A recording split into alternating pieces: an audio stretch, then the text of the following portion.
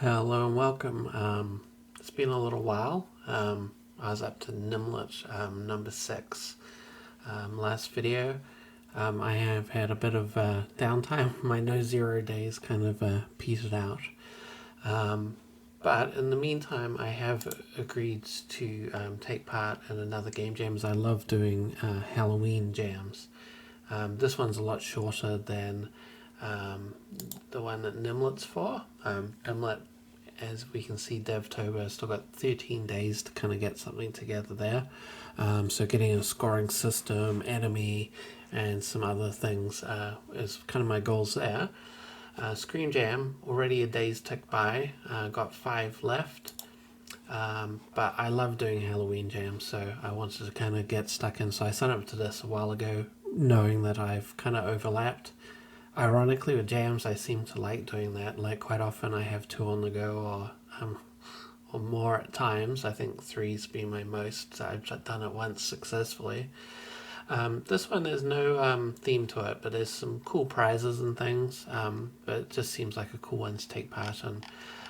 So definitely keen. So me and my friend Fidel are going to be working on a jam for that. We're kind of brainstorming some ideas at the moment. We haven't quite come to terms with it, but I'll explain to you what we have come up with. And I'll just show you my dashboard here, like things like Bug Bash. Where's my other ones? Bug Bash, Witch's Sky. I think my 2 Halloween jams I've done previously, possibly more. I do a lot of kind of horror-centric games. Cool. So yeah, back to Scream Jam 2024. Pretty cool. How many people have entered it? 5,909, so it'll be interesting to see who gets the game through. And as I always say, getting something in there and having a play and doing a bit of creative game jamming and creating stuff is what it's all about, and taking part and being part of the community. So it'll be interesting to see, just because like quite often half or maybe even quarter end up putting in a game. So not that I'm saying it's bad if you only get so far and you don't, but I think from my experience it's better to kind of put something out there and just kind of grow. It's certainly fun to look back and reflect on things. So the ideas that me and Fidel have come up with so far is, well, Fidel came up with some ideas first. The skeleton that's lost all his flesh, and then you do kind of point and click puzzling to find it. Second one that we were looking at, you've been depressed for a long time. You decide you want to throw a Halloween party. Party it is. Collect jack-o'-lanterns and skeleton bones and decorate your house in a Halloween theme. Walk and locate missing pieces. So that seemed to me like maybe a hidden item game or something along those lines.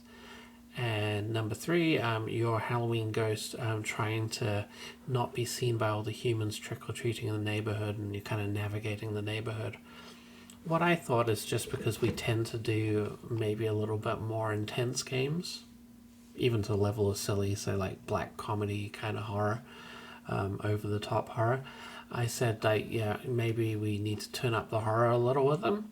And then I've proposed that we use all those concepts and more, but do scale them right down to like really small mini games.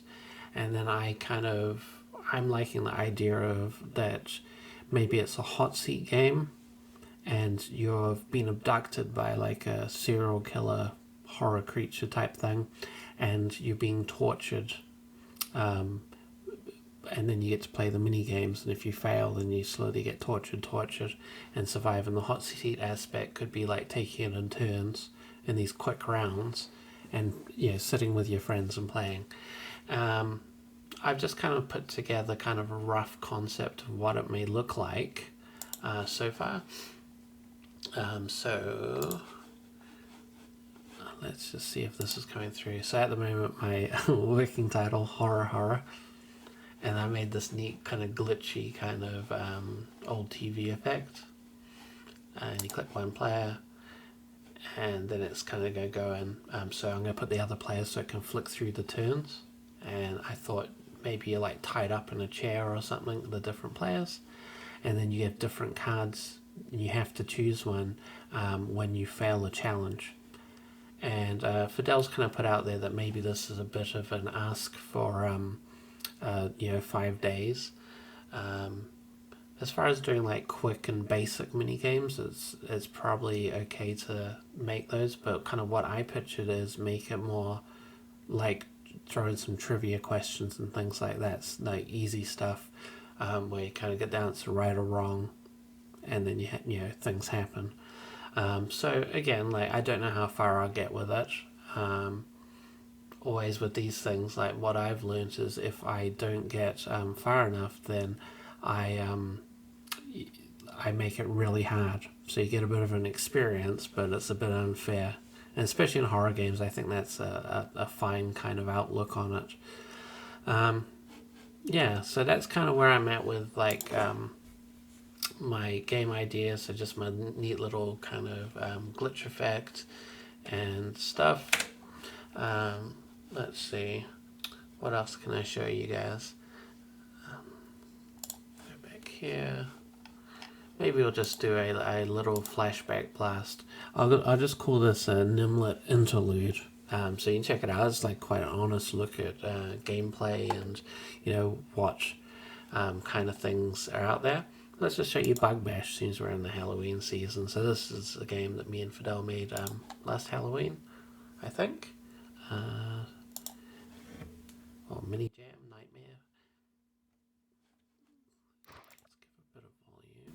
Now I kind of messed up the volume levels here, so I got another take at doing a voiceover. I just let the cinematic bit play out.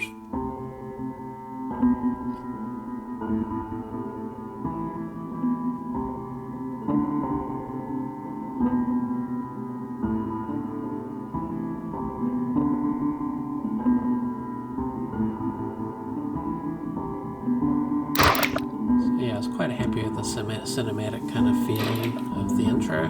Bug Bash, I made instructions for this one. It's kind of a high score kind of game. So you play as a death beetle that needs to feed, otherwise it slowly kind of dies. So it's got to keep on eating, and then you eat the carrion beetles.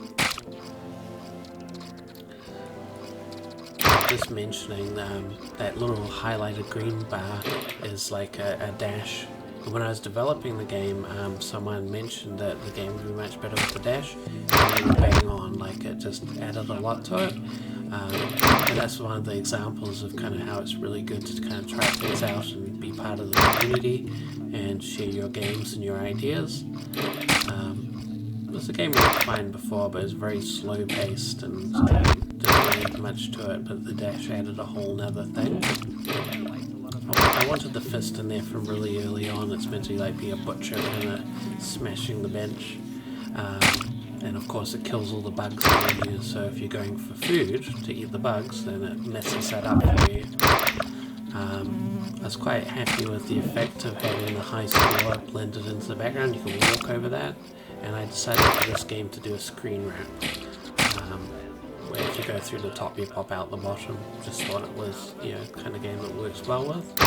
And I also enjoyed kind of changing the different colour of the bugs. I always like having random elements like that. I feel it kind of adds to it a lot. It was fun adding the flying noises and things. It's just got a really kind of gritty feel. Now, there isn't too much more to it. Like I said, it's a high score game, and you can just kind of stay alive as long as you can. To be fair, the hardness doesn't even ramp up that hard, but if you went off the wrong direction, sometimes you just get really stuck. Anyway, hope to keep you updated. I'm going to call this video Nimlet kind of interlude, and we'll hopefully get back into it again soon. Thanks.